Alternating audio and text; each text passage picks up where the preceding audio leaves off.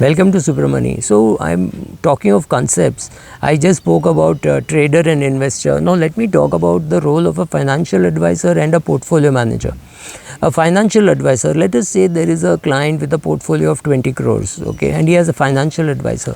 The financial advisor has to sit and say for which goal, in which products to save. Well, largely I'm saying whether to save in equity or in debt. And let's say if there is a child whose education is 3 months away or 2 years away, then obviously that money will go more into debt oriented funds. Whereas if there is a child who is 2 years old and his education is 15 years away or 17 years away, then that money will go into equity. So deciding for which goals are important, which goals are urgent, which goals must be done, which goals are what are needs, wants and luxuries, right? So to break up all that, you need a financial advisor. Could be not a mutual fund distributor, he's a financial advisor. So the client sits with that person and decides on how much money to put in large cap equity, small cap equity, or not even that, how much to put in equity and how much in debt. This is the role of the financial advisor: goal setting, writing down the goals, communicating the goals to the family, and then allocating between how much in equity and how much to debt. Now then this person's role is over. But this person has decided the asset allocation. So how much in cash, how much in gold, how much in debt, how much in equity, right? So largely these 3-4 asset classes what I'm talking about, maybe gold. So 5 asset classes. So this is what the financial advisor does. Then he hands over that saying this is my recommendation, so much should go into equity, maybe 70% goes into equity, 20% goes into debt and 10% goes into gold. He gives this asset allocation to the portfolio manager.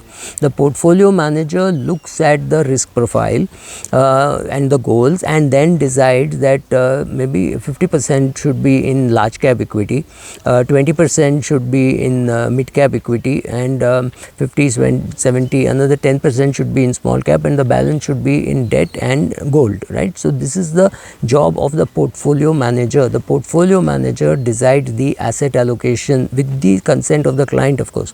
He is the person who is deciding the asset allocation which the client should be doing based on the financial planning done by the financial planner who has told him how much in equity, how much in debt, how much in gold, etc. Right? So this guy then decides, the portfolio manager then decides that he will hand it over to a fund manager.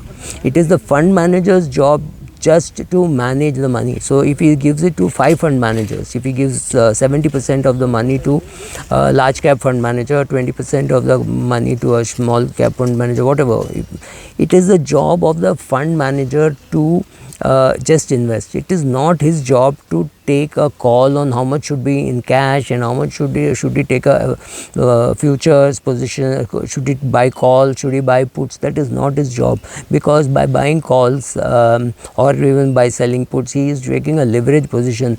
He is my manager. He does not have a right to do that. He does not have a right to take a cash position. He does not have a right to take a leverage position. That is not what I want.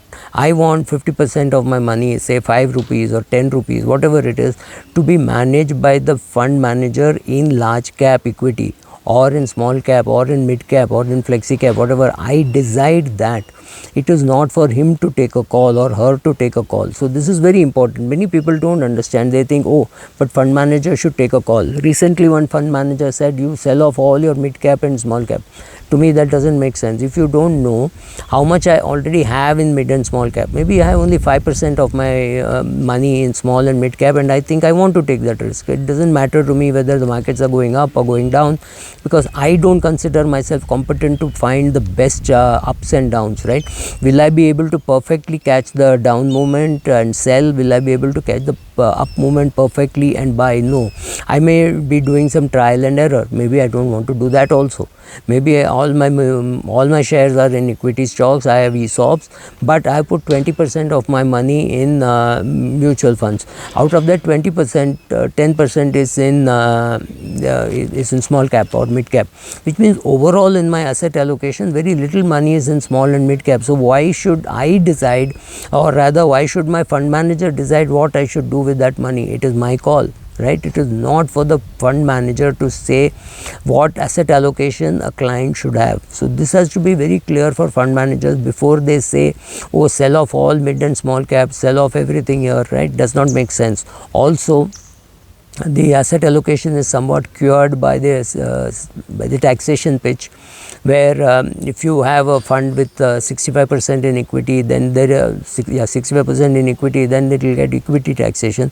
So if there is a fund which has 65% in Indian equity and 35% in even in any other form of asset, that person will get the better tax benefits. So look at all those things before you invest in. By the time you do your asset allocation, you should have understood why and the taxation of how, when withdrawn, what happens. So once you understand all that, you are done. But now what I am trying to say is that know the difference between a financial advisor, portfolio manager, a fund manager, portfolio manager, and a investment advisor. Thank you.